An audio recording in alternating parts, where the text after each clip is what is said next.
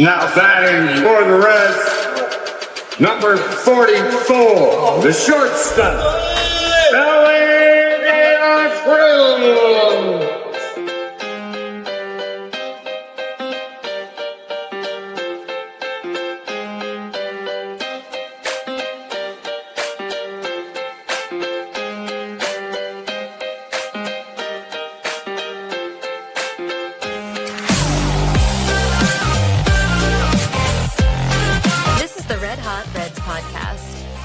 Here are your hosts, Ricky Logan and Roger Straz. Welcome to the Red Hot Reds podcast. I am Roger. That is Ricky, and it is Wednesday. It's that time of the week that we have a special guest, a guy joining us, a baseball writer for Fanside, a guy that has his own podcast, Keep It Electric, a radio personality out there, 93.3 KJR, a Mariners fan, unfortunately, but a good sport that still, kept the invite and joined us to talk about his Mariners, talk about baseball. He also writes about the Reds on Blog Red Machine. A Mr. Tremayne person, welcome to the show. Clap for myself. Thanks, guys. We really appreciate you still coming on. We know it's a heartbreaker. Monday night, and it was. We were pulling for the. I think you put it in our messages, the Seattle Reds. We were really pulling for the Seattle Reds, trying to get the job done, try to go to the first World Series ever. We'll get into it a lot more, obviously, with this interview. But we do really appreciate your time coming on with us and talking some baseball. Yeah, thanks for having me on, guys. It's been a crazy 48 hours. And a super busy one, but I definitely, I'm a man of conviction. If I'm going to be here, I'm going to be here. So I'm really excited to be here and happy to meet you guys. Thank you. Yeah, we appreciate it too. We start off every interview the same way, asking our guests, what is the first baseball memory you have or your favorite baseball memory? Yeah, first baseball memory, I honestly don't even know. I think just off the top of my head, thinking about it, is probably somewhere in 1994, 1995, watching TV and seeing Ken Griffey Jr. with a backwards hat in the home run derby. That's the first memory that comes to mind. And that year, I don't know how old I was, and I haven't researched what year that was. I know he won a couple of them, but yeah, those are the first things that come to my mind. And then obviously, getting the opportunity to play Little League. And I think, when I had the opportunity, like when my parents put me in Little League, it was kind of after I discovered it from one of like our neighbors or one of my childhood friends. So he had already gone through T-ball and stuff like that. Yeah. But by the time I started playing, I was too old for T-ball. So I went straight into the pitching machines, and that was the worst learning experience of my life for the first couple of years. But baseball is a humbling sport. I think that's kind of why I still love it, if that makes sense. Oh, for sure. For sure. Yeah, it's definitely a humbling sport because my T-ball experience was that I did somersaults and was doing handstands in the outfield, and my parents did not have me play again after that. So that was the kind of the start and the beginning of it, or end of it all. So, yeah. But anyway, do you have a favorite baseball memory over the times that you've watched the game? Yeah, I mean, that's actually pretty fresh now. I probably would have had something further back if it wasn't for Cal Raleigh in 2022. At that time I had moved to Seattle from Virginia, and I had bought season tickets that year because I didn't know anybody. I didn't know anyone out here, so I just went to games all the time. But that was the year that the Mariners ended their drought, the playoff drought.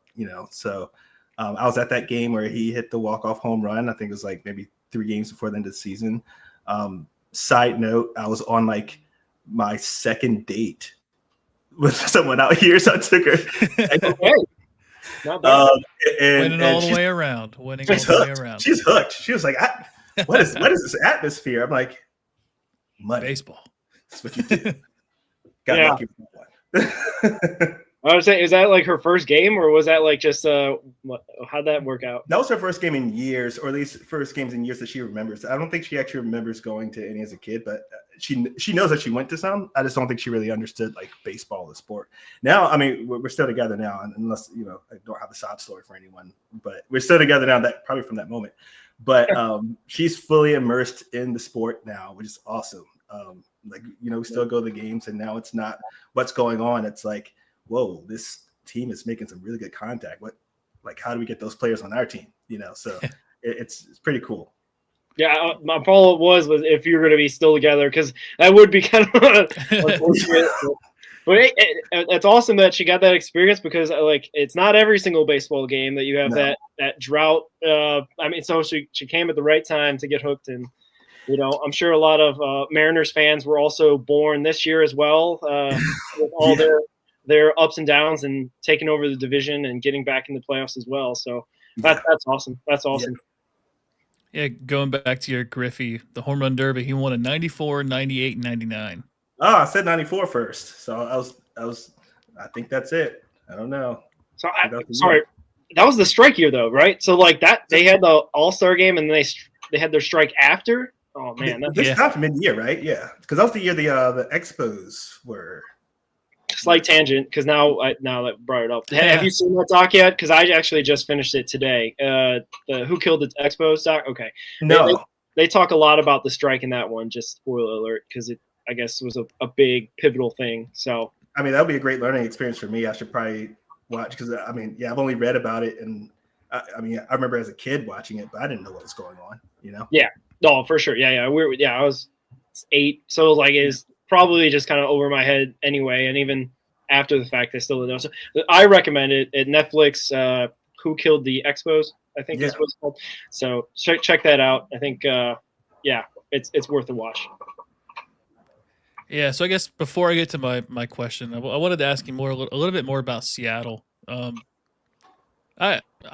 originally from the West Coast, like we talked pre-show, but I was growing up. I was a big Seattle music fan. Like the Nirvana, the Soundgarden, or Alice in Chains, all them bands, and what's it like there, just in general? Because everyone's like, oh, it just rains all the time, but what's the vibe like going around the city and stuff, especially with how the Mariners are doing, and even the Seahawks in the last few years as well. I'm afraid to share the best secret about Seattle, because it's not the coffee. No, it's definitely. The coffee is there's more coffees than gas stations. It's like every corner. Seattle, it's more of a rain season. So it rains. I would probably say probably starting right now, October to maybe late March, and then it's just the sky. It's just beautiful. That's why there's also a fire season too, because it does get pretty dry. But for me, it's perfect climate year round, because I like a little bit a eclectic weather. The sun is great when it comes out in June and July. The days get longer, so the sun starts coming up around 5, and it sets around 10:30. Sometimes I think maybe 10:45, maybe the latest, and then it gets to the point where the sun is really annoying and you just want it to go away. It's just really affecting my day. It's dude, I need darkness for longer than 6 hours. So then this time of year, I think the shortest day at sunsets around 4-ish and rises around 9. So it gets so dark and depressing, and I think that's what a lot of people. That's where a lot of people kind of really the seasonal depression is real, because it's dark, it's gloomy. You really need to take vitamin D if you don't want, to kind of become sedentary or insider. I'm guilty of that. I ran into that the first year I was here. I moved in right during baseball season, so sunshine, the best days ever. I'm man, I could really get into the Seattle thing. And then baseball ended, and I had no plan. And then next thing you know, I have a couple friends actually moved out here from Richmond. We didn't even talk about it. They were here 2 months before I moved in, and we ran into each other at a game, and then found out that literally 2 miles away from me. So, wow. Sorry, I'm getting a little long-winded here, but No, you're good. We were hanging out all the time when I first moved in, and then somewhere around December, he's like, "Yo, you don't hang out with us anymore. Are you okay? Like, what's going on?" I was like, "Yeah, I don't really know what's going on." He's like, "Yeah, you need to get out, do something, or you can get trapped." And so it's that part. Like, you definitely kind of have to be aware of it. Obviously, like, people who have lived here forever, like, they're used to it. I met several people, like several like regular Mariners fans that have houses in like Arizona or like some type of like quick getaway to get out of Seattle to kind of reset. I think like if you're like really affected by those changes in the weather, like a backup plan is probably necessary. But like, you really can't beat the summers. It's really like, I think it's one of the best kept secrets, and views everywhere. Like, I get a wonderful view just walking my dog.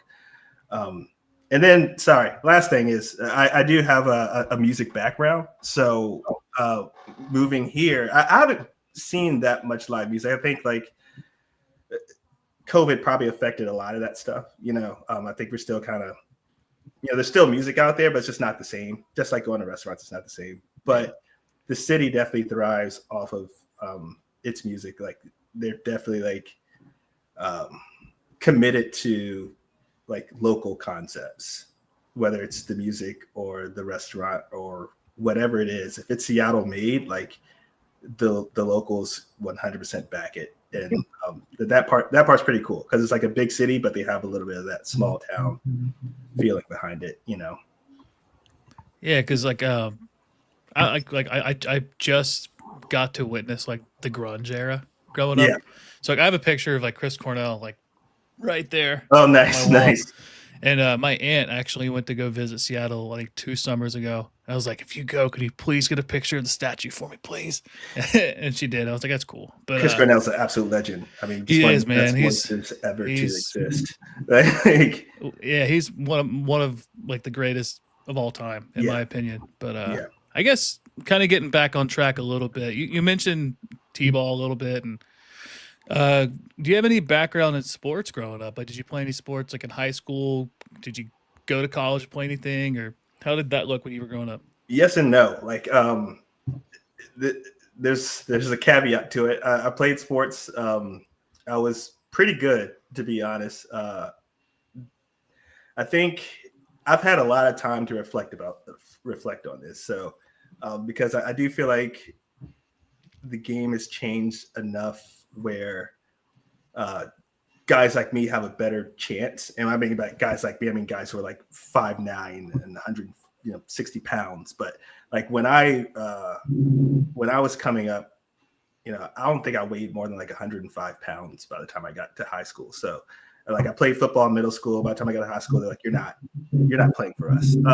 Actually, the high school I went to, when I got there for my freshman year, I also played trombone. So it was like quick for me to like put down the helmet and play trombone. But I marched next to, in marching band, Dwayne Brown was he was the left tackle for the Seattle Seahawks. And I think he retired after playing for the Jets. But the high school I went to was actually producing like NFL athletes. So like, I didn't stand a chance. So, and then by the time I wanted to cross over into baseball, I was way too late. Like, I didn't understand that, the pipeline starts younger than high school, So even when I talked to the baseball coach, I was like, I want to come out. He's like, you're wasting your time. You're not making my team. Like, it's just flat out like, so, and yeah, that's part of that's on me. I think that part of that's on like just ignorance as a child. You don't, if you don't really pick a direction, sometimes it just doesn't really work out for you. And I'm not saying that it would have worked out for me if I tried to. I just really wish I would have tried.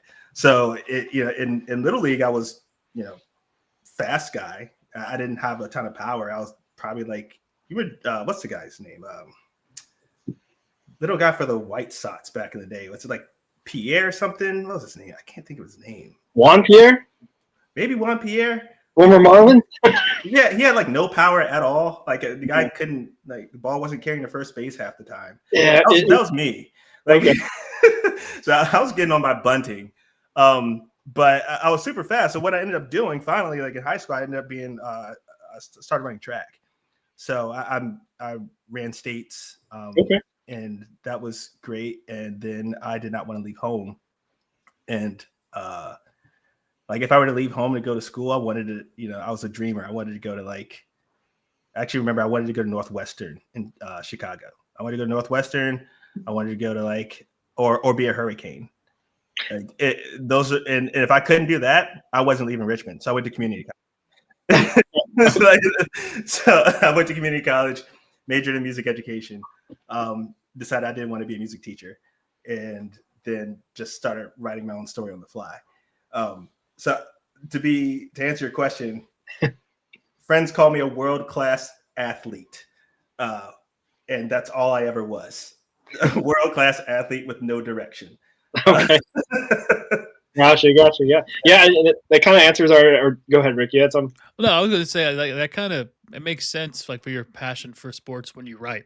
So it worked out in the long run, and in a way. Yeah, absolutely. My girlfriend reminds me every day. It's like dream job. Like if I find a way to be immersed in sports and have it starting to really affect my bottom line in a positive way, that's a great thing. Yeah, for sure.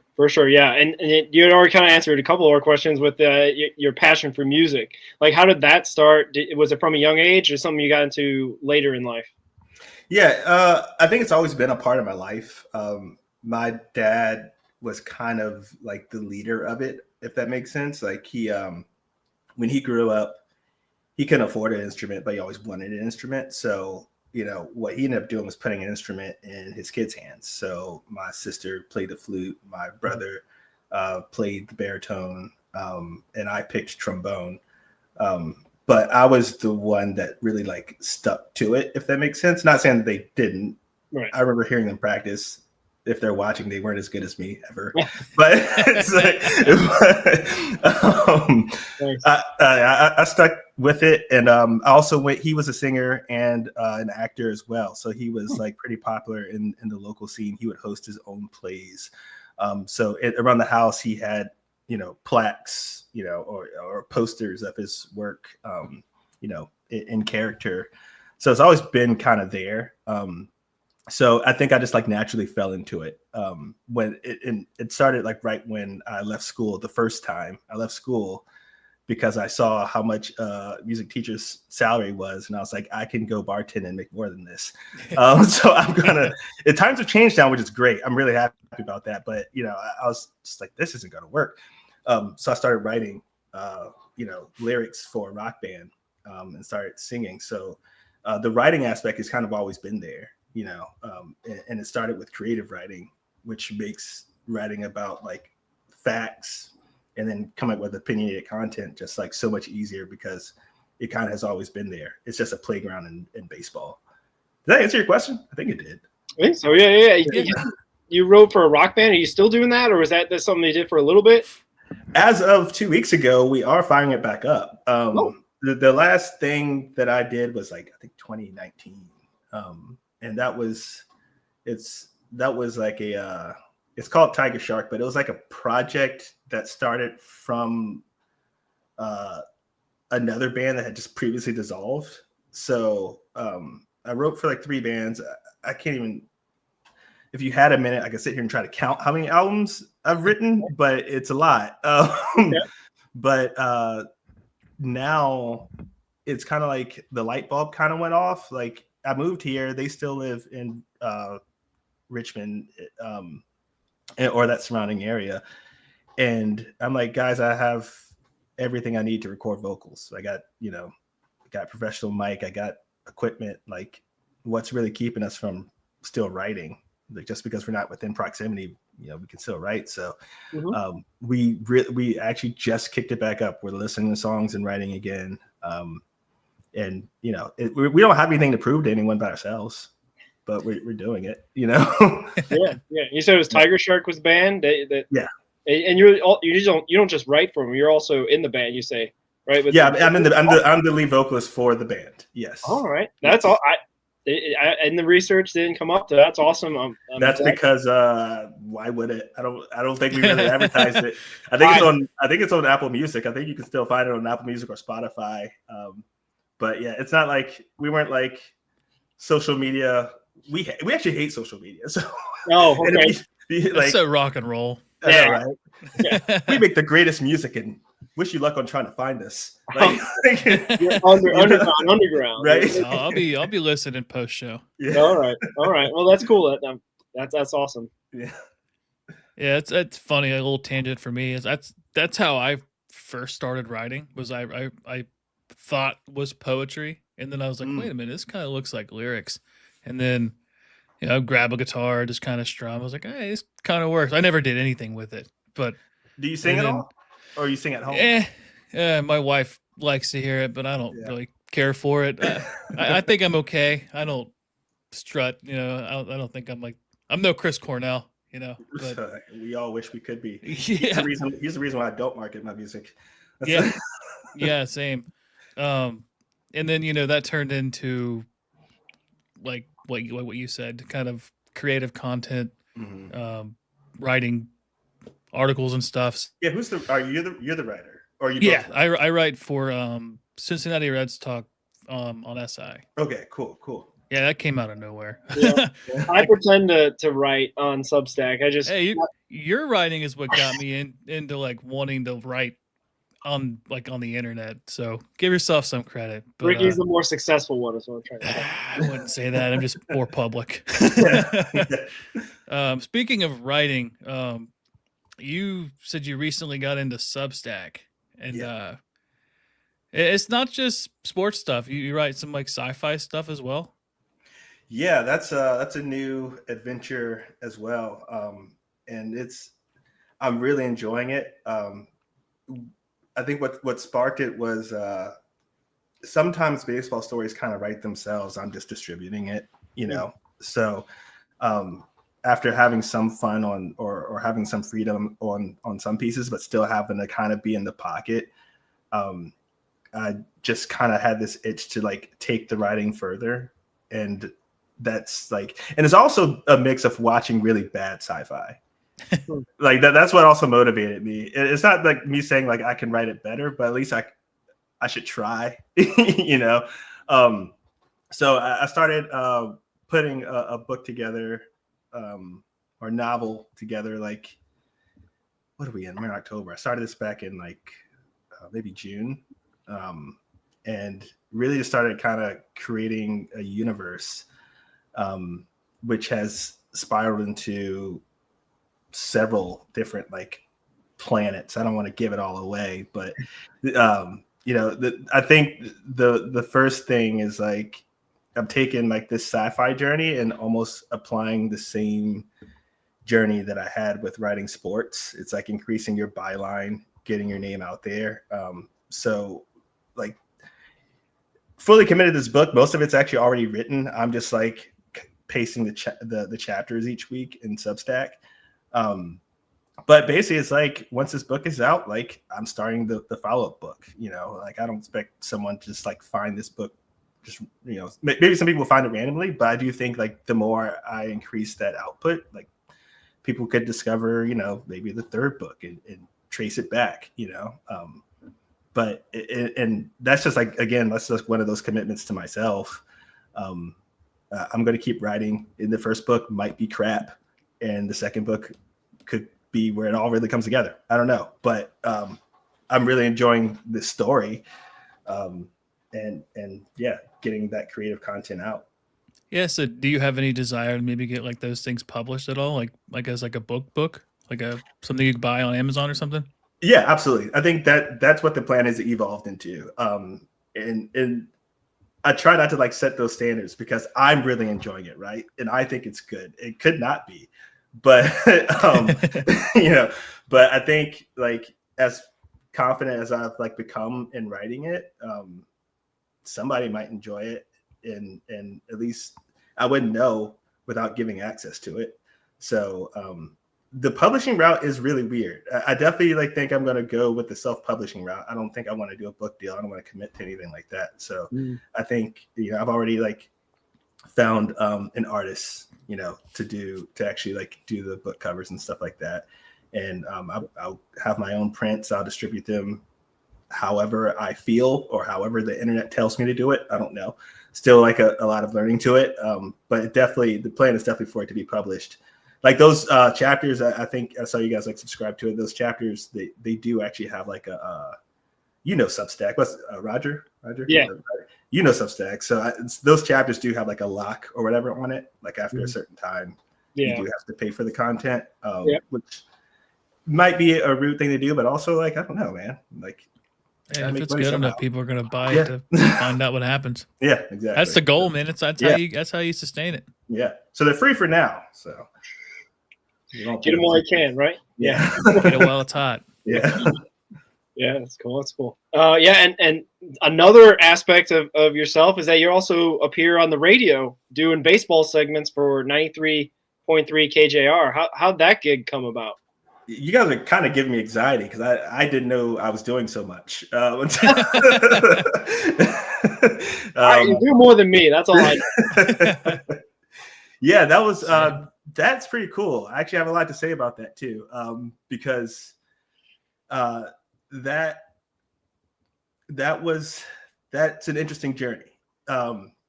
I was reached out to by I guess he's sorry if I'm messing up the names. It was Roger and Ricky. Yes. Yeah. Okay, sweet. The guy who reached out to me, I guess, was the Ricky of this podcast. So his name is Christopher, and he's like, "Hey, do you want to be on Mark James Radio tomorrow morning at 12 o'clock?" And I was like, first of all, who is Chris? And second of all, people hate Mark James. Like, why would I want to do that? Like, and there's a backstory with Mark James. I don't know if you guys heard of this guy or know who he is, but we talked about like the Northeastern Boston, that New England range of rough. He brought that personality and just like dropped it in Seattle and just started like dropping he went nuclear on Seattle's commentary booth and started making fun of Ryan Rowland Smith. He's like the Australian commentator, started making fun of his accent. And everyone was like, hold on, first of all, you don't know Seattle at all. Like, we have allegiance to our local people. You do not come in here from Boston and just start running your mouth. And they like, it got bad, dude. Like they looked him up. They found some like controversial history from him. I mean, it was years ago. Okay. And I'm just like, why would I want to go in this show? First of all. Second of all, why do you have my phone number? Like how'd that happen? This is all types of weird. And I asked him, I was like, hey, Chris, how did you get this number? And I'm so sorry if they actually end up saying this, but they have to know that this was a mess, because what Chris ended up doing was, I think he was trying to text Mark, but he texted me by accident saying, maybe you should have been the one to text him since you have his number. And I'm like, am I getting scammed? Yeah, this is weird, man. Finally, like, Chris and I connect on Twitter, and I'm like, please tell me that you're the dude who's like reaching out. And like, full disclosure, like, I mean, we're not blind. I am Black and Chris is Black, and we will support each other. You know what I mean? So I'm just like, all right, Chris, what is this about? You know what I mean? Like, do you want me on this show? And, is this legit?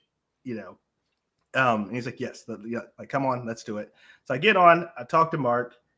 Mark is a sports personality. He's fine. But over the time, this was probably back around maybe the same time that I was starting to write the book thing. This is back in maybe June, maybe even a little earlier than that. I think Mark, over this time that him and I've been working together like weekly, he has like kind of switched his energy. He's learned so much more about the city. He's been extremely apologetic about his past. He has really warmed up to the Seattle community. And also he has a niche where he's not going to feed corporate jargon or, find the silver linings in every single outcome. And that's what he liked about my writing, was just like, I didn't pull punches with my writing. If someone needs to be held accountable, I'll hold them accountable. And that is kind of what created the relationship. I thought it was just going to be a one-off, and now I'm on, every random days. It's usually Tuesday, but sometimes it's Monday, sometimes it's Wednesday. I get pushed around because sometimes I get bumped for Mike Cameron, and if I get bumped for Mike Cameron, I'm not arguing with anyone because I'm not. I mean, you know what I mean? So like, it's kind of like, cool. yeah. He'll text me and be like, I think my very first episode, I was following Jeremy Piven, and I'm like, why in the world am I on the show with Jeremy Piven? That's random too. That's yeah, crazy. yeah. They have some really. I think Gary Sheffield was on there like last week. Jeez. So I'm like, these are some really cool names to kind of be mixed around in. Mm-hmm. And I've only been writing baseball stories for 2025 season. So I do think that's a pretty great footprint to establish, this early, because I don't plan on going anywhere, but, this early in my journey. Yeah, I mean, it's only up from here. Yeah. For context, for Cincinnati listeners, that'd be like Roger going on the radio, followed by T. Higgins, and then the next person after him is like Ellie De La Cruz. Yeah. I mean, there's definitely some legends. Yeah, Mike Cameron, Cincinnati Red legend, one season. Yeah. So shout out to him. Yeah. But yeah, that's awesome. It's kind of interesting how the Boston guy is starting to shed his Boston, toxicity, I guess you'd say, because that market, man, gosh, that's gotta just wear on you if you're like day in, day out doing radio. And we've got some interesting personalities here in Cincinnati that it can be borderline. I mean, mostly it's sports writers that we have that can be a bit contentious in terms of how they view the Redlegs in particular, and or the Bengals in certain contexts. So, yeah, one in particular is a Cubs fan who has a Cubs podcast that writes for the Reds. Yeah. So does that exist? There's someone doing it? Is that you? Yeah. He works for the local paper, the Cincinnati Enquirer. So like he's kind of a bit of a clickbaity type of guy as well. He what was it? A couple months ago, Ricky, he wrote the Hunter Green should be traded right as he was coming back from getting healed. So you get people like that, and sometimes it's kind of I'm trying to be as polite as possible, but sometimes it's kind of like you really need to kind of dive deeper into the research, or at least have an understanding of what someone means to a franchise before you just like say it. Like we'll get into this, but because I think I saw it might involve one of the questions, but I do edit for Fansided as well. And like when I first got that privilege, the very first article I edited was someone this year saying that Jackson Merrill needs to be sent back down to the minors. And I was like, do you know who Jackson Merrill is, by the way? And also, do you know how much money they just paid him? Yeah, they just like what are you talking about? Like, there were people that said Ellie should go down to the minors last year. That's insane. Yeah. Insane. Yeah. Everyone's got an opinion. Doesn't make you right, though. Yeah. That's why I like to frame Hey, you're all entitled to your opinion. It's part about what makes America awesome. Yeah. But it doesn't make you more intelligent. It's because you have a bigger voice either. Yeah. I wanted to talk about a little bit about your podcast, Keep It Electric. Talk a little bit about that. Like, how'd you come up with that? What all do you talk about on there? And what else, what's your vibe like with it? Yeah, I mean, actually, out of all the things that you listed, I do, that's like the one thing that's taken a back seat. And it's for a good reason. That was, I think that started in 2023. I started that podcast. I used the same, I can't even think of the name of it because I'm so sleep deprived. The preamp system. Like I use the same one that I do now, but then I was still using my live performance microphone. Like I have like a Electro Voice microphone. So like I just had like this random microphone and just like picked it up and started doing it. That was like the quickest way I could get my voice out to baseball. And it was just like a project really. The Keep Electric name, which honestly I think Seattle may have abandoned like the Electric Factory this season, but like that name came from a former Red, Jesse Winker. When he came to Seattle, I think it's like his first ever interview, like after he walked out on the field, and he's like, this place is an electric factory. And we started plastering electric factory all over the stadium. And it stayed even after he left. But I think I'm trying to think about it. I think those signs are officially down. And I'm not giving up on the name because of that. Nice. And Yeah. Jesse Winker is such a character. Like that guy is. I have such a love-hate relationship with him because, he was the guy, in that trade. Like Suarez was kind of like, hey, can you guys take this money from us? But Winker was supposed to be the big deal, and then not to be rude, but like, I had a lot of access when I first came here. So I, the season ticket holder, like he would give me access to like batting practice. And Jesse Winker was like the one dude who never picked up a bat. He just walked around with his shoes hanging off of his neck with his sunglasses on, just like smiling at people, never really doing anything. So like when he had a horrible season and started, fighting people, and then I think he went to Milwaukee and he was out of shape. Like, I'm sorry, I'm spiraling on Jesse Winker. My bad. Anyways, the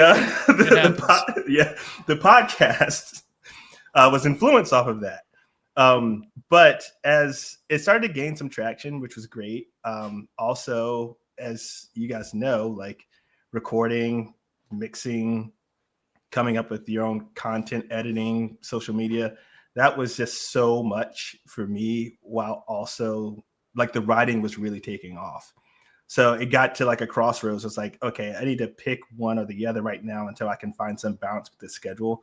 But the balance with the schedule with the writing has not slowed down. I just keep being given more to do and more teams to cover, which is great. But eventually the podcast will return. And when it does, I don't know exactly what it's going to be. Like, it was supposed to be a Mariners podcast. And right now the idea is to continue it as a Mariner podcast. But I also have a heavy focus on the San Diego Padres because that's like my current job right now. So like I am like a heavy voice on Soto Mojo, but I actually am the lead writer for Friars on Base for the Padres alongside with this guy named PJ. So that's like the main priority. So if I'm gonna blend those, maybe go across the other 10 teams that I cover and touch on. I don't know what's gonna happen, but also there's a process that's happening at the end of the season that is a little tight-lipped, but like it could also be distributed differently within the network that I'm in. Like that's an actual possibility, and it's really more on like if I want to commit to it or not. So I don't know how, like what's going to happen of it, but I definitely think at some point it's going to return before the beginning of 2026. So that's just where it's at right now. Does that answer your question? It's TBD. I could have just said it's TBD. It's up in the air. Yeah. Because one thing that I kind of do is like we'll have talking points on here, and then when it's uploaded or I go back and listen to it again, I'm like, oh, I could write about that, and then I'll write about what we talked about. I'm like, oh, it's kind of helps. Yeah, and I think what was happening for me is the reverse. I think I was writing so much content, and then I needed to record, and the next thing I know, I realized I was recording what I had already published. So like some people were messaging me like, oh yeah, I read your article about this. I read what I saw. Yeah, I read what I saw that came out a week later, and I was like, I got to get this under wrap. Like this is a mess. All right. So speaking of your writing, I came across your piece about Jonathan India potentially getting non-tendered from Kansas City, and it was kind of tied into obviously. We traded Jonathan India for Brady Singer in the offseason going into this year, and it was kind of a big deal and a bit controversial here in Cincinnati. But they've been trying to trade India for years, to be honest with you. the Mariners were part of that. Oh yeah, exactly. Yeah. So yeah, I guess first is like how did you get wind of this possibility, and do you really think this could happen to the India get non-tendered?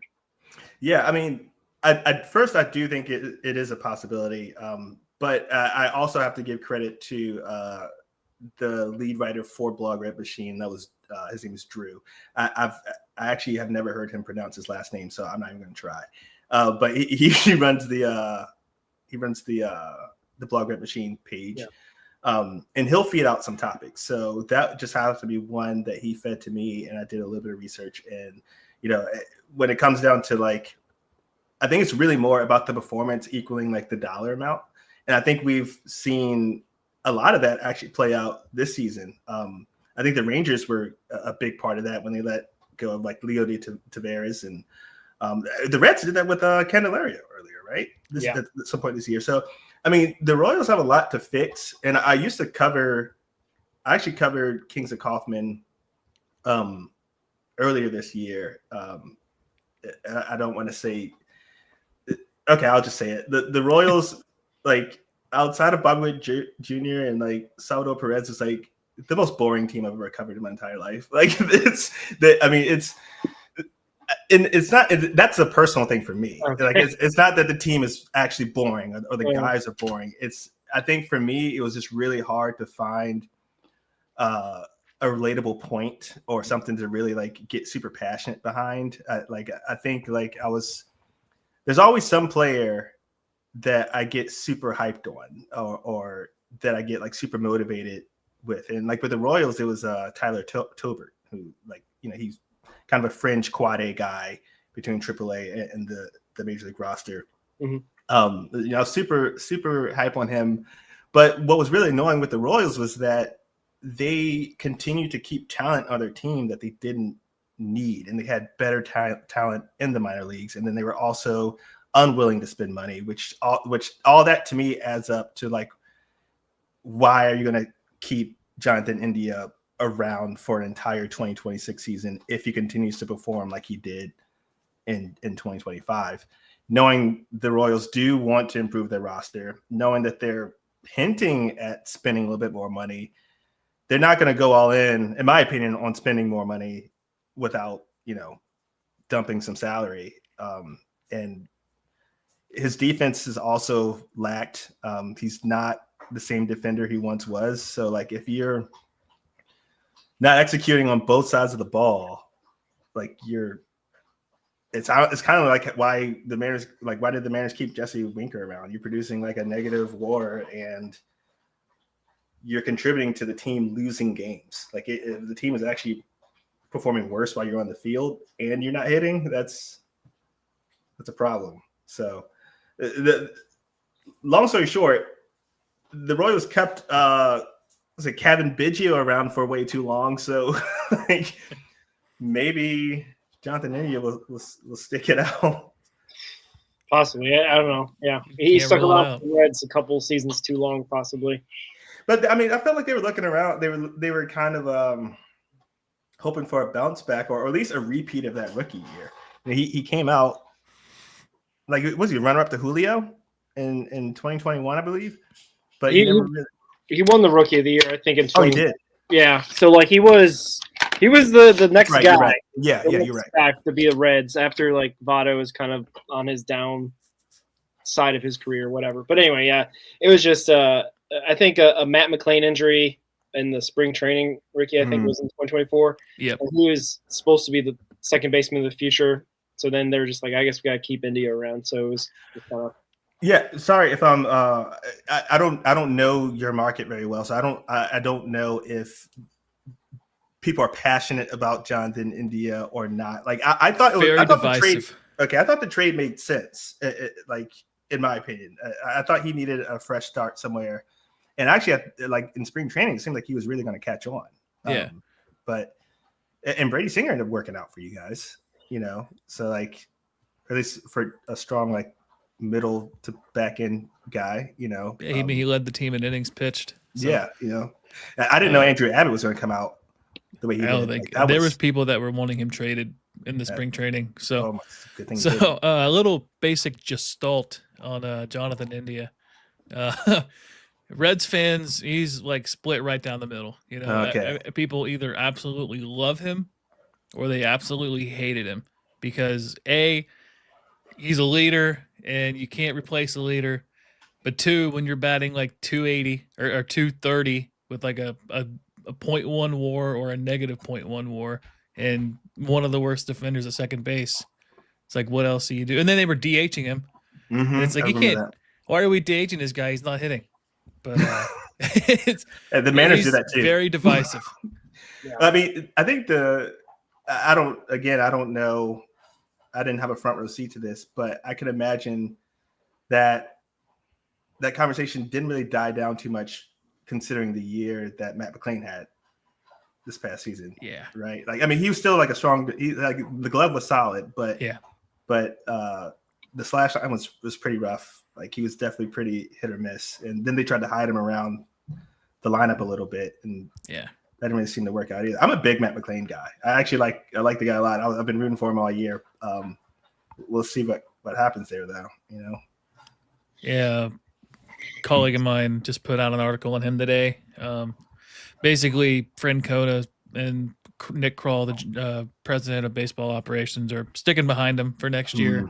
Because I mean, his offense was terrible, which is kind of expected given the shoulder injury and coming back from that surgery. Because I think that was the same surgery that Joey Votto had, to where it's like basically it's like complete reconstructive surgery, and it takes a long time to get that back. And he was still like, I think 10th in baseball defensively. I think he had like, I think it was so many defensive runs. I forget the number it was, but his outs above average was like 10th in baseball. So he's a really good defender. He's still only 26. So I mean, he's got a future ahead of him. And there's not really a guy behind him yet in the farm system, but we really dive into the farm system here with the Reds, and there's nobody here yet. I think within 2 years there will be, but we'll see what happens with that. I mean, your infield pipeline is ridiculous, but it's crazy. I definitely agree that I think it would be crazy to shift to one of those guys in 2026. And surprisingly, like Matt McClain, he still had like the power stroke is still like, it's kind of surprising he's able to at least. What did he hit 20 home runs this year? I think he had 15. Yeah, okay, but still, like, didn't you guys are the experts with the Reds, so I could be wrong, but isn't Cam Collier coming from something similar, or like he's coming from some injury? He had a thumb surgery. Yeah, okay. But he couldn't generate. He was having some issues with his power. He had 4 home runs this past season, and then he just crushed one the other day. Nice.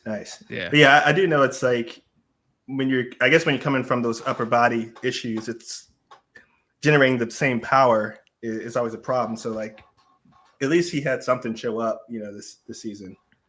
Yeah, it's like when he made contact, it was usually hard. Yeah, and it just sometimes found the seats. Kind of talking about you a little bit, I guess, and me. I write, Sports Illustrated, Cincinnati Reds Talk. I generally cover the minor leagues on there.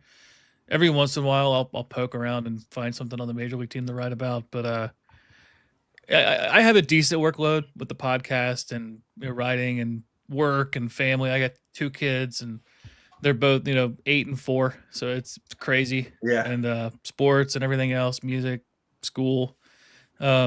Where do you find time to do anything with all your ventures? You said you're in a budding relationship. How's that going?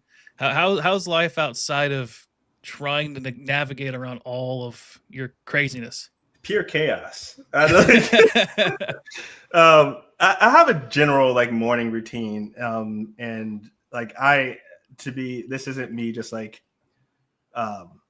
I'm not giving like random flowers just to give random flowers. Like I am really, really grateful of my girlfriend. Like she definitely like she really shows up for me in the morning because like I'm a grumpy dude when I wake up. And Same. Like this sounds so stupid and so like male energy. Grumpy and I need sustenance. You know what I mean? Like that sounds so stupid. But like my brain doesn't work until I have some type of caffeine. So like generally she handles like breakfast, I handle like lunch, and then like we'll like tag team dinner or something. She works hybrid, so she's here 2 days a week and then she's out 2 days a week. So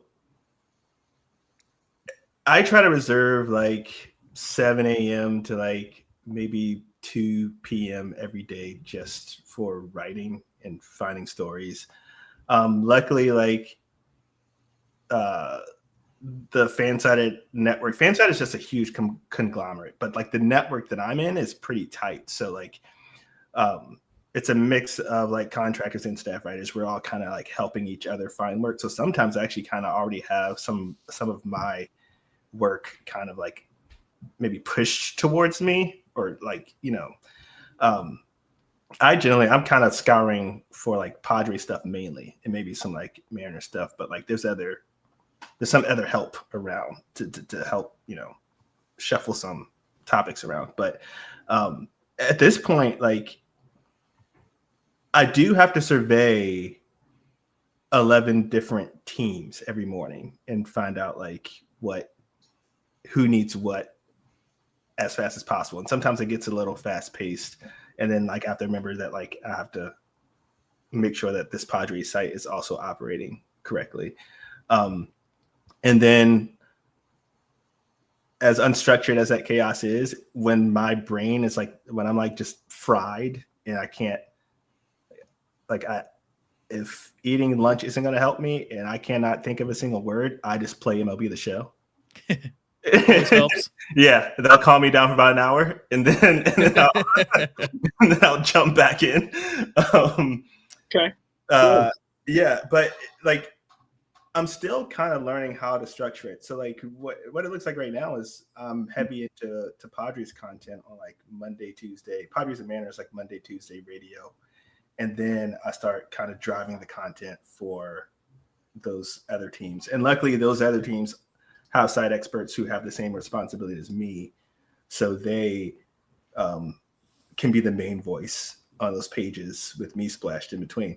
But I will say right now, today is the 22nd, and I have a spreadsheet of articles. Today's the 22nd, and I'm at 118 articles for the month, so it is a lot. It's about 7 to 8 a day, right. And it's just okay. Rip it and rip it. That's it. Like it's just all gas. And then I'll spend the afternoon, working on sci-fi stuff. And then it's dinner. My eyes are barely open right now because I was editing late last night. Okay. And I felt like I think I was editing in my sleep, to be honest. So like today this has been rough. But and days like that happen, like that's. But if I'm fully immersed in this business like this, it's actually like way easier than the previous industry I was in. Like I was a data engineer for 2 years, and so I'm pretty versed in tech and how things burn down, and I will trade this any day of the week for that. Like I would want to do this, than that. Like you make a lot more money doing that. It's also extremely stressful. I definitely did not have, I lost all of my personality. I'm glad I met my girlfriend while I wasn't doing that, because I went on dates while I was doing that, and literally like I'll never forget. So this one girl was like, everything that you say is serious. Like, I don't think, like, she basically said I had no sense of humor. And then I bombed because I tried to say something funny. And she's like, if you have to try, I think you really need to be looking at yourself, man. Oh no. I was like, we're not going out again. Like, that kind of leads me into a follow-up. So like, what do you do like outside, like nightlife? Do you go to like concerts, comedy shows, stuff like that, or movies? Oh man, we do like movies. We like it's kind of like, I don't know. It's kind of ties into your whole thing about like Seattle and like the grunge thing. Like I feel like when we go out, we like to go to like, I don't know, not like the hip spots. We like to go into the spots that are kind of like tucked in. You gotta go find it. Yeah. So we don't go to like Regal cinemas. We go to like the local cinema that is playing two movies, where they have Skittles with lime in it. And and then like the cool thing with Seattle, and this is something I really had to learn, because like in Richmond, it's like when you leave the house planning to spend money, but there's like a park and a viewpoint everywhere out here. So like, we can just walk, up the hill to, tourist viewpoints on a quiet day where we know, it's not going to be busy, and sit there for a while, there's plenty of places. Like the parks are super small. It's not like Texas, but there's, places where, you can grab and go somewhere and drive, a block into some park and sit there. And then I go to a bunch of baseball games. Like, Yeah. Like the ballpark is basically like my living room. I live maybe like 3 miles from T-Mobile Park. Oh man, Oh, that's awesome. Wow. Yeah, so that's usually enough going out for me. It's right there. Yeah. And then like, we negotiate the other things, Fair. Well, yeah, speaking of the Mariners, and I know it's only been 48 hours, and, I don't know if you've done a lot of reflection on the 2025 season in general about the Mariners, but like how did the season go for you? Heartbroken Tremayne is aligned with Cal Raleigh when he said it's a failure. That's the heartbroken Tremayne, but it's like there's two things. It's like being out here and immersed in Seattle with it, like you feel it a lot more. I would probably still be feeling it if I still live in Virginia. Like I love the Mariners from afar, but being in it like this, like being like within proximity, you can really feel like you can feel the emotions or the vibes around the city. And like when I first moved here and the Mariners made the playoffs in 2022, there was some weird like study that was out that was like, I think in 2021 they said Seattle's like the most depressed city. And then in 2022 it was like Seattle is like the least depressed city. And when it came out, it was right when the Mariners were just like popping off. But there really is a difference. Like I think like from a sports perspective, you give up on the Mariners early and you just can't wait for football. But when the Mariners are actually like, when playoff baseball is a possibility and it bleeds into football, it is just alive. It's really, really cool. So I just don't want it to be another 24 years. Okay. Like that's where I'm at. I'm like, I hope I'm alive for this next run, because there's a real possibility that the Mariners may never go to a World Series in my lifetime. And I mean, I'm not saying that's going to happen. I'm just saying the possibility is real. And at the same time, I think that's just like the beauty of baseball, is because there's no like, the parity isn't built in like the NFL or NBA. Like everyone's always going to come around, but like with baseball, you have to be really intentional about it. So like, I really hope this is like a learning lesson for, front office and ownership on like what's possible. I'm not going to be a jerk about it and be like, I hope this wasn't a money grab, because I know damn well your revenue says that this paid off. Yeah. You know what I mean? Like, so those are just like my fears, and my takeaways from it. But at the same time, I really, really appreciate being able to experience late October baseball in Seattle. That's something many of us Mariners fans can't say we know a lot about. Yeah, you can see above your head. We have the banners on our thing here, and the last one's 1990. I was born in 1992, so I have I've never seen it. I've only seen 5 playoff appearances. 95, technically 99 with the 163. I guess I guess you play in game, I guess. Yeah. And then 2010, 2012, 2014. I guess you can count 2020 if you want. 2013 had the wild card game. That's right. Yep. It's 2013, yeah. And then just past season here. Tough draw this past season. Yeah. A bummer. Yeah. But also like thankfully the Mets tricked it and said, "Hey, you Came guys go down to ahead. those You guys go pesky for Marlins, it." man. Yeah. Always about the Marlins. They're always helping us out. The Mets saw the Dodgers, and they're just like, "We're good." That might have been the play. Yeah. they're like, we're gonna be 84 win team. Nah, And we can upgrade the stadium. Let's just shut it down. You know. for sure. Yeah, I don't know. Yeah, I guess kind of going back to Cal Raleigh, do you think he wins MVP this year? I really want to say I'm not biased, but I can't answer this question without being biased. But yeah, absolutely. He's a catcher that hits 60 home runs. I think it's a valid argument. I think it's a very valid argument. I think most people that don't agree with me are people on the East Coast. And he's a switch hitter, right? yeah, he's a switch hitting catcher. He's a switch hitting catcher that hits 60 plus home runs. I mean, forget that he hit 240 something. Yeah, he drove in 100 plus runs, 125 runs, 60 plus home runs. Yeah, I mean, you give it to him, and he's a elite defender. Yeah, not giving credit for this year for not being on the Gold Glove list for whatever reason. But how does that happen? I put out an article about that. It wasn't a Mariners article. It was a Padres article. But like, I do think there's a little bit of a spread the love factor with things like that. Like, I'm not saying related but unrelated. But like, the argument was like Fernando Tatis was snubbed from the Silver Slugger list.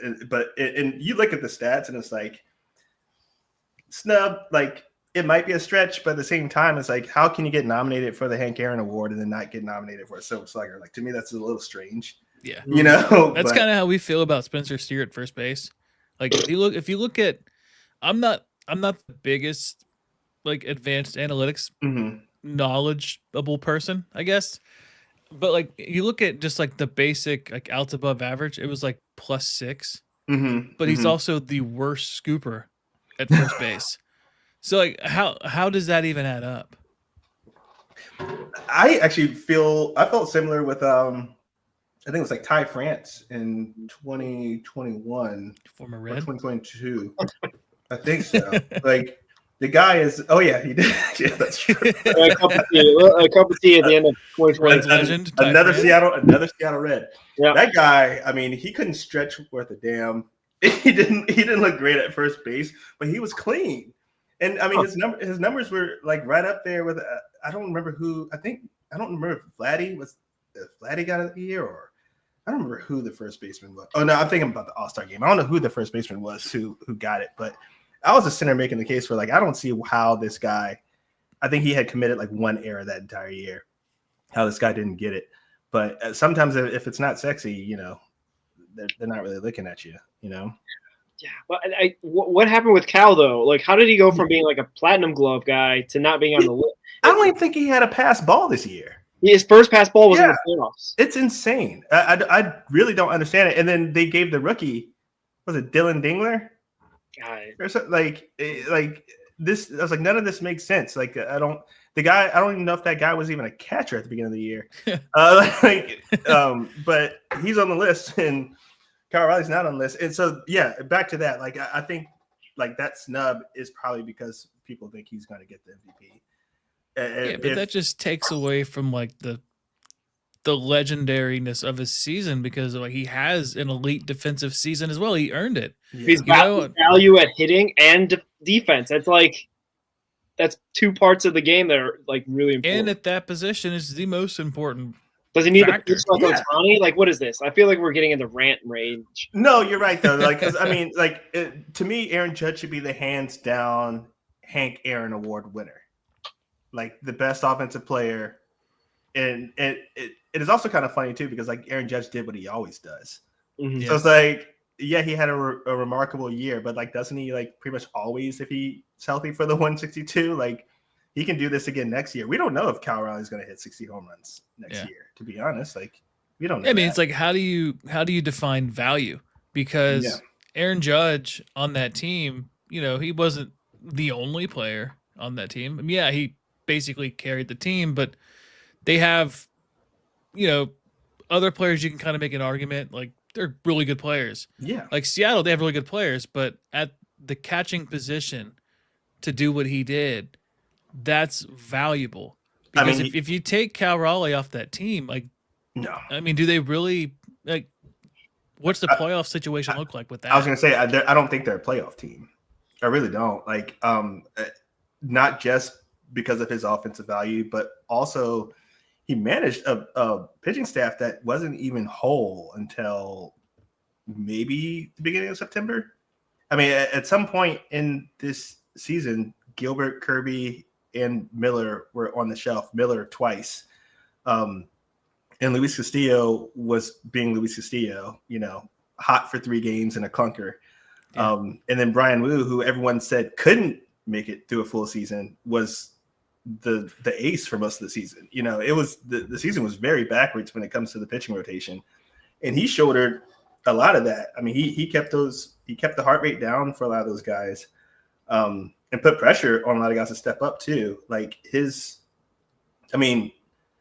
presence alone is one thing, and then his work ethic and how he's managed and been a leader for the entire team, it's a whole nother thing. You take him off the team, you're looking at a very different Mariners team, and I'm pretty aware of that, So I definitely think all those things, like you said, like all those things should be factors into why he should win.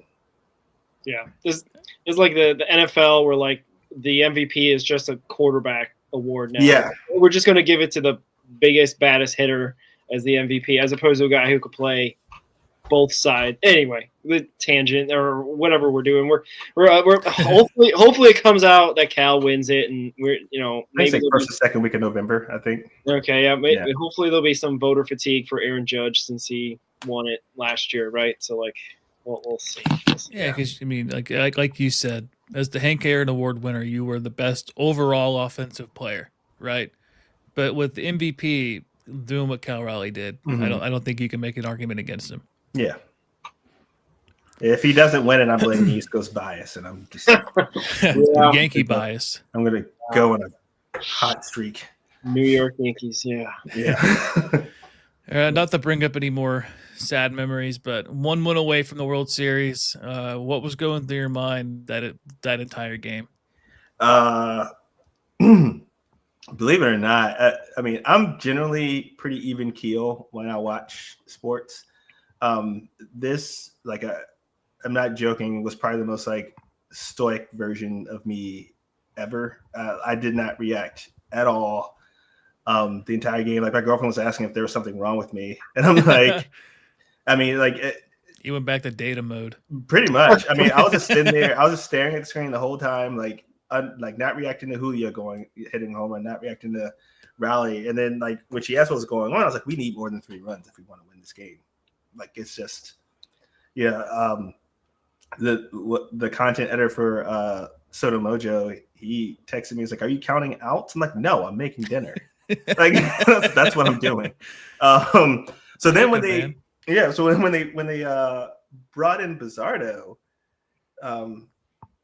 I literally said George Springer's going to sit on the sinker, and it only took 2 pitches, and at that point, like, obviously I look like a prophet to my girlfriend, but I'm like, I feel like if you watch, how did you know? Yeah, I'm like, but if you watch this enough times, you kind of, and another tangent. This is like the one thing that like really bothers me about the Mariners. Like, before, when Bizzardo was coming in, and the broadcast was going to a commercial break, you could see George Springer, going to talk to whoever the guy is with the iPad. I don't really know who those guys normally are, but I kind of got upset because I was like, you know what? Like, I don't ever see this happen in Seattle. I don't ever see anyone with an iPad giving, directions on plate approach. And that could be problem number 1. I mean, like, the plate approach is not universal. The plate approach is each guy's got their own, or Kevin Seitzer or Edgar Martinez might preach, like, what the philosophy is. But I don't see anyone actually talking to Julio or Cal or giving them pointers on how to approach this pitcher that's on the mound for their plate approach. And I've seen that with with the Blue Jays this time. I see the Red Sox doing that all the time. That's basically viral at this point now. But I'm like, this guy, George Springer, is going to look at his iPad and just watch Bizzardo's sinkers for his last 3 at-bats to this commercial break, and he's going to come back and destroy us. you know, like that. I mean, so that part sucked. Even though I felt like I knew it was going to happen, it didn't hurt any less, you know. So, and then the other thing was TMI, but not really. The other thing was I'm mad at the Mariners right now anyway because I'm still waiting on my refund for wild card tickets. So I'm like, y'all about to go to the World Series? I still don't have my money back. Like from the other series. Hey, if they give you your money back, they might not have the money to spend in free agency. Right? Exactly. So part of me was like, that's karma. Now you better give me my money. I guess not to like add salt to the wound, but like as baseball fans, could we just appreciate the moment that was that Springer home run? Because that was electric. Dude, I did not want another Jose Bautista to happen in my life. Yeah. But that's, I mean, Toronto is built for stuff like that. And that crowd is raucous.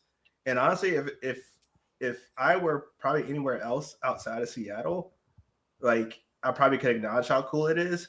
But the Toronto-Seattle rivalry thing is like really heating up over here. It's been heating up for the last several years now that both teams are performing well. And we're only a few hours from Canada. So Vancouver comes down here and runs their mouth. And so now it's like a lot more fierce than it used to be. And now I'm like, y'all got to have me hate another AL East team.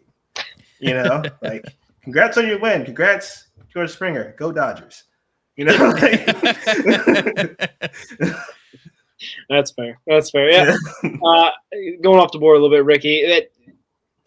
This guy is a big hero, not necessarily just for the Mariners, but also the Reds when he was there as well. And my working theory, talking about Gino Suarez, my working theory was I was pulling for you guys to go all the way to World Series, win the World Series, because selfishly, that way you guys won't possibly want to re-sign him because you've already made it to the mountaintop. You're like, oh, thanks, Gino, for your service. We got you, trade deadline.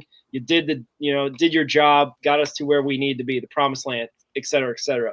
So that way he'd be a free agent and then he'd be coming back home to his native Cincinnati, as I like to say, and give us the best chance of signing him. That not happening, obviously. Does Seattle go and try to push to re-sign Gino Suarez this offseason? I don't think so. I mean, I want that to happen, but I don't think so. But you do have a point because all the fans want, all we want is one. Mm-hmm. So like, we'll get there. If we get one, Josh Naylor walks, Polanco walks, Suarez walks, we get the whole pipeline there. Some guy from Everett is now playing third base for the Mariners. Like, I don't think anyone cares, but got the banner. Yeah, exactly. But I think the priority is definitely like Naylor first. Like, they're gonna have some conversations with Gino. What I love about Gino the most is like he's just a sentimental guy. Like, every place he's been is home for him. I don't think he actually wants to go into a new locker room anywhere. Like, there might be new faces wherever he goes, but like, if we were to sit down and ask Gino where he wants to go, he'll name the Reds, the Mariners, the Tigers, or the Diamondbacks. Yeah. I don't think he wants to go anywhere else, And right now, he seems to be kind of like into not moving. So I think his preference would probably be to stay in Seattle. And I don't know, how Cincinnati embraced him there. But like, the fact that he doesn't want to go to a new place at least says enough. I do know that we embraced him really big here, and he was only here for 1 year, and we threw him a parade when he came back. Like, I think that means a lot. But I do think, like, if we're talking money, I don't know if the Mariners are going to play ball, And same thing with Polanco. I think there's going to be like a lot of questions, or a lot of decisions that the Mariners are going to have to make. Especially with like Josh Naylor increasing his value. That dude, slowest guy in the league, and he's stealing 30 bases. That guy's going to get paid. He's going to get paid. So like, how does he do that? Like, that's anyway. It doesn't make sense. I'm trying to do it in the show. I can't even get his speed up or his stealing rate up to 99. That's okay. That's wild. Cheat a little bit to get him. Yeah. Yeah. Yeah, Roger, if you want to go ahead and take the next one, you're good. The Cali one, that's you. Okay, yeah. We'll skip that one. Sorry. Okay. Yeah, so like I talked about earlier, I am from the West Coast, Northern California. You currently live in Seattle. Do you think West Coast baseball gets a bad rap, or we get traded? They get treated fairly with the scheduling and stuff? Oh no, I don't. I mean, I think honestly, actually, I did I put out a little study on that this year because I can't remember if it was this year or last year. You might correct me if I'm wrong. I think it was last year where they did like change the schedule to have it more of like an even playing field. Like every team has to play every team. So I think that was last year when they did that. And ever since they made that change, it's the Mariners, Dodgers, Padres. I think those are usually the three. Maybe the A's are in there too as the most traveled teams each year. And what I thought was interesting was ever since they made that change, those four teams have really poor road records. Dodgers may have been the only team that maybe finish over 500 on the road this season, but you like putting those results together. The Mariners and all those teams lost like an average like 4 or 5 more games ever since they made that change. And I don't really think it's fair. But I don't think it's fair for the travel parts, but I do think it's fair that every team plays each other. I just think it might be insane to have, the Mariners getaway day be in Miami and then they fly back to Seattle to host the Orioles who are just in LA. Like what kind of sense does that make? Yeah. You know what I mean? Yeah. And some East Coast teams had to deal with that. I think the Mets had like a pretty bizarre turnaround at some point, but at the same time, like the division they're all just kind of clustered up in there. The closest team to the Mariners right now is the Angels, maybe. I mean, the closest team to the Mariners are the Rockies, but they're not in the division. So, I mean, we're kind of tucked away up here. And I think it really showed itself. I think it showed itself on there's a really brutal series where I think they played the Mets, the Phillies, and the Marlins, and maybe the Nats. I don't remember what order it went in, but the Mariners were absolutely horrible. They were having flight issues. Oh, what's that? Oh, yeah, the Mets. Sweet. They were having flight issues all over the place. It was just an absolute mess. So, yeah, you see that cluster in there. I mean, yeah, you can understand why Seattle probably has the most travel. Yeah. Well, there's that rumor out there that Portland might be a potential expansion when they potentially go to 32 teams and try to at least make it kind of like what NFL's got 32, I think. Yeah. Basketball's got 30, but that's anyway. But are you thinking Portland is something you wouldn't mind having as a potential division Portland, rival? Salt Lake City. Oh, yeah, Salt Lake City as well. Yeah, I mean, I feel like you got to have something out west for sure. I don't really care where it is. But if I were to choose, I think Portland or Vancouver is the best. I would love for one to be in Vancouver to just have that Canada rivalry. Yeah. And like I'm down with like a Vancouver team and their fan base coming down here. I'm not down with Toronto fan base coming down. You know what I mean? Like, come on, you guys are basically New York. But like, but either way, like I would lean hard into Portland, and that's on a good day, that's like an hour away from here. You know how traveling can be, though. It could be a couple hours, but either way, it's like something close. The realignment thing, I think, is a really good plan. The only thing I don't like is like, are we really talking about putting the Yankees and the Mets in the same division, or the Dodgers and the Angels in the same division? Like that, to me, I think is a little too much. But I get why they would want to do it. At least it's not like the NFL where they don't share stadiums, so that kind of makes it a little bit easier. Right. But like, could you imagine a world where like the Giants and the Jets were in the same division, same conference? I mean, that's absolutely wild. I mean, it ruins a lot of things, but I also think it, like saying it ruins the potential like Subway World Series again. Like, yeah, I mean, we're talking about something that's kind of once in a lifetime. Does it really ruin it? Like, I don't know. Yeah, it's not. Yeah, it would just be. I don't know. It'd just be for the baseball purists, the ones that have seen the divisions not changed for a long time.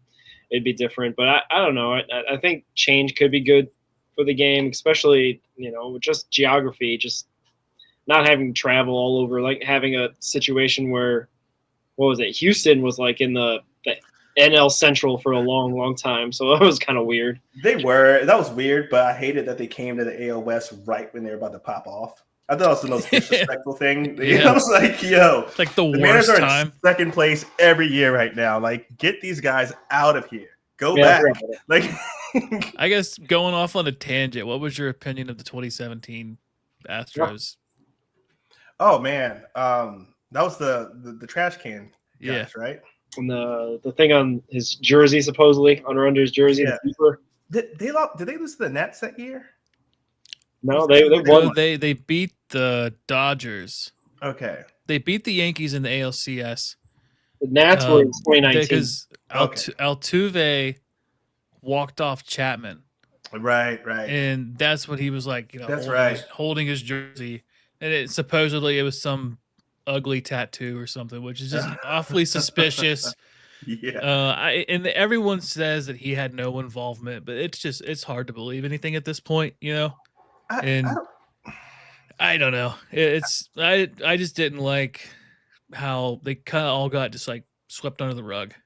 Yeah, I actually got more upset about their like disingenuine apologies. Yeah. And then their lack of like serious repercussions. Like, okay, you guys are fired or whatever, but you can go get a job with the Red Sox or the Tigers. Yeah, like whatever. It's like you're okay, so you're just gonna break up the band and put them somewhere else, or like displace them somewhere else. Like that part's like a little weird, especially with like how harsh baseball is on cheating in general. You know what I mean? Like there's dudes who are long dead from gambling or doing something silly in the late 1800s and 1900s, like careers ruined, but these guys are just like, you can still work here, just go work somewhere else. Like, I'm not saying they should like, ban AJ Hinch from the league, but like the punishment was like a little weird. Yeah. What I didn't like about it is that it was player driven, but they didn't get punished, and the managers and the coaches did. That's what I didn't like about it. And the front office guy, right? What was his name? Oh, it was strange. It was just like a weird. They got fined like $1 million or something, and it's like, I mean, I think I agree. Like, I feel like the NFL or NBA would. It's weird, like, because you can't. I mean, I guess you could do something like take away a draft pick, but like, what is even a draft pick in the MLB? It's kind of like a baseball is such a weird game. You could have a 30th round pick become a starter. Exactly. I mean, it's weird. Exactly. So, but yeah, I don't think it's fair. Yeah, that those guys can just show up at spring training and pretend like, nothing happened at all. Like you can get suspended for, taking the wrong medicine. I guess. Something that your trainer gives you, and you have no knowledge of it. Yeah, like some weird ointment. Like, I thought it was Vaseline, and these guys gone for 80 days. But like you're deliberately impacting the game, and like you're not stealing signs off a second either. You know what I mean? Like you're not stealing signs in a clean way. Or these guys had cameras, and they had buzzers and trash cans banging and TV monitors. And you can see, I think there was the documentary of their World Series. I think there was like a video of one of the guys walking with the monitor into the clubhouse. Oh my gosh! This wasn't a documentary like sanctioned by the Houston Astros, right? Yeah, it was like the Houston Astros like team documentary celebrating their championship, and like you see the guy, like you see the trash can with like dents in it, and like the monitor. It's like, this is insane. And I'm not trying to get too tinfoil hat about this, but I think possibly the rationale, like it was the Yankees or the Red Sox who also had like an iPhone. The Red Sox had like an Apple Watch. Apple Watch, that's it. And I'm starting to think now, in retrospect, like it feels like that those two weren't the only two teams cheating. Not saying that everybody was. I'm not saying it was 30 out of 30, but like I'm going to add to your tinfoil hat because it's a bit of a cover up. When the Reds played the Dodgers, apparently every single pitcher for the Reds was tipping their pitches. This year. Yeah, this year. So I don't know how that's possible. I don't know how every pitcher tips their pitches, especially when they pitched all year long. Yeah. In a playoff game, I don't understand that either. I don't know. That will need an investigation. Obviously, we'll look into the Dodgers documentary that they put out in a couple months or whatever. Do you remember who? This might be super obscure, but do you remember who Chase Burns was pitching against when they said he was Red tipping Sox? his pitches? Huh. Yeah, we're doing a live show during the game. And we're like, there's no way. This is like his second start of his career ever after striking out, 10 Dodgers or 9 Yankees. Dodgers? The Yankees? No, his first start, I thought, was against the Dodgers. He faced the Yankees, and then he played the Red Sox. Then he went to the Phillies, and he pitched against the Dodgers. Like his first 4 games were against big teams. Playoff teams, yeah, basically. So, that was just weird to witness, in this exact moment. We were watching it and recording, and it was just like, oh my. What was weird with the Burns and the Red Sox is apparently the Red Sox are the leading team when it comes to AI and utilizing AI when it comes to that kind of stuff. So it's a little fishy there too, Yeah. That was very odd, and it kind of stuck out as an anomaly. Yeah, and that game rejuvenated their entire season for the Red Sox. I mean, they were a different team after that game, which is, they figured it out. Yeah, they got hot at the right time. They figured out that AI stuff. Yeah, so they broke the code. That's crazy. That's you're welcome, Red Sox. Yeah. Anyway, Ricky, you got anything else for our guest? No, that's all I got for me. I know you got your final zinger. We usually have our closing one, and it can go a lot of ways. You can answer this many different ways, but in essence is, 59 years or 49 years of existence of the Mariners? Is that right? Yeah, I think next year is year 50. Oh, that's a big one. I think so. It's a big year. But the question is something like that. Anyways, go ahead. Yeah. What is that? The silver anniversary? Anyway, but the question is, do the Mariners make the World Series in your lifetime, or do they win it in your lifetime? Yes. To both? Yes. I guess you have to make it to be able to win it. Yes. I think I did an interview with a student at University of Washington, and I don't remember exactly what I said, but I did say that the Mariners are going to win a World Series before 2030. I did say that, so I will stand by that. But I do think, I figured it would either be this year or not that they win it. I figured either this year or next year would be like a quiet rebuild for the Mariners before they actually win after it. I didn't believe it was going to be this year or next year. I actually think they have a better shot with some of these guys in the farm when they come up, and a more mature pitching rotation if they're willing to invest in them. I actually still think the guys are still kind of young, but I do think Cal, where he's at with Cal Riley, where he's at as a leader, and then a Julio that's not 24 years old, a Julio that's actually got it figured out, who can hit a ball that's not straight. You got those guys leading the charge with I don't know, man. This guy Lazaro Montez looks absolutely ridiculous. If he hits his full potential, we're looking at the next Jordan Alvarez, in my opinion. And then you have some guys in the farm that are just blazing through to the point where I think we had Colt Emerson actually make the taxi squad, and he started this season in high A. There's some serious talent that's getting ready to come up. I think those are the guys that's going to lead the charge. And unfortunately, I don't think it's going to be a Mariners team with like I think JP deserves a ring, but I think JP is going to be gone when the Mariners get it. You know what I mean? I think it's going to be like a pretty big roster turnover to get us there. So that's just my 2 cents.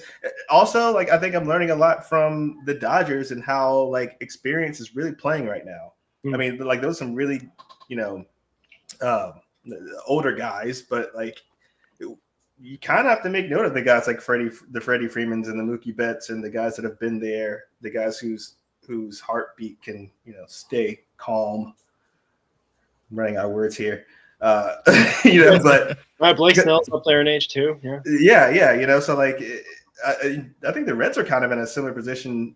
I think you guys are probably a little bit younger than the Mariners, but like, you guys have some really promising guys coming up through your pipeline, and not a place for all of them either. Not a place to put all of them, but like if those guys mature the right way and you have the right, I guess the right times, I do think there's a little luck to get there.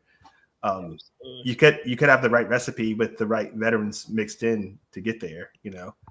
So yeah, I was thinking that today that the Reds kind of remind me of the Blue Jays like 2 years ago. Mm-hmm. A little bit, but we'll see. I think we're all kind of, I hate to say it, I think we're all like both our franchises are following like our Astros recipe. Like the Astros that Rays kind of. Yeah, they had a huge pipeline. They all came up and got hot at the right time. And next thing you know, you have this juggernaut. Yeah. And I mean, a lot of teams are trying to replicate that, but I do think teams like the Reds and the Mariners and even the Tigers probably have like the best line to pull something like that off. And I don't know how the Dodgers keep having such a strong farm. Like this is ridiculous. It helps to have all the money in the world. Yeah. It's the worst. You got it. Sorry, last thing I want to say is someone needs to save Mike Trout and get them the hell out of LA. Like I was probably the only person in Cincinnati that was saying trade for Mike Trout, but they have to take up 3/4 of his salary. Yeah. I mean, goodness gracious, any team, it would be charity, and it's worth it.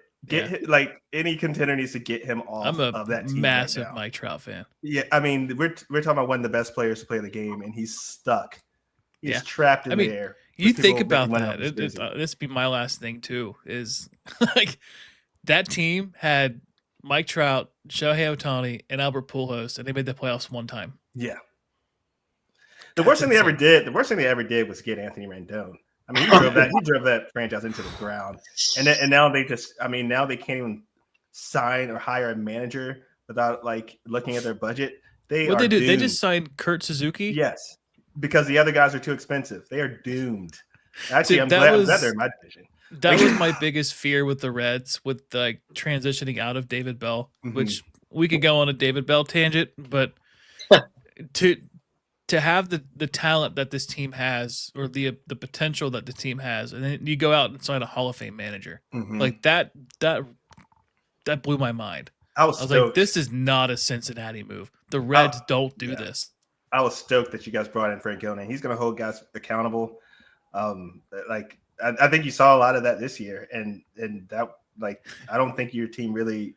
I think you guys might agree didn't really perform like up to standard, but you still like got there. You know what I mean? Like, it was a weird way to get there, but you got there.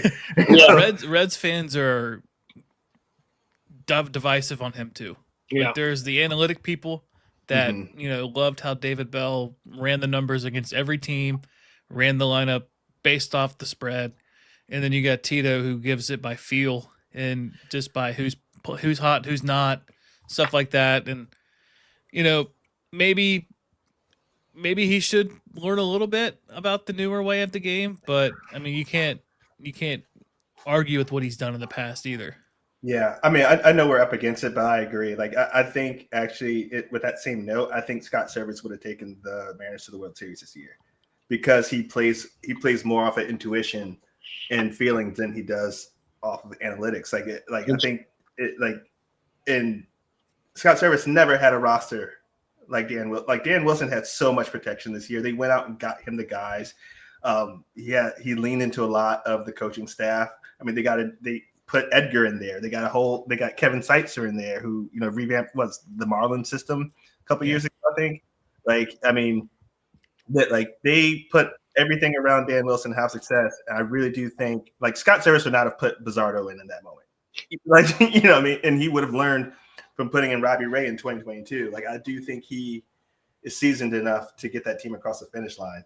So, I mean, I think leaning in with what's going on with Terry Francona is actually the right way to go. I agree, like, analytics are important, but sometimes experience will actually like take you a little bit further when the situation calls for it. That's just my 2 cents, though.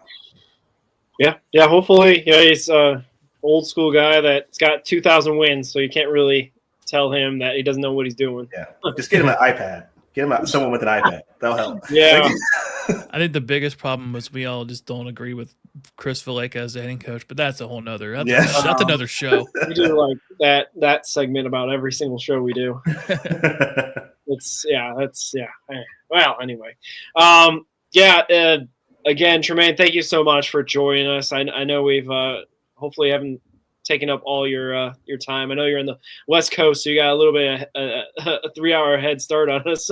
Yeah. I'm just gonna make dinner after this, but like, thanks for having me on. I really appreciate it. Hopefully, this won't be the only time we talk, and maybe if my podcast back up, I can get you guys on. But be happy to otherwise, hit me up whenever. I'm around.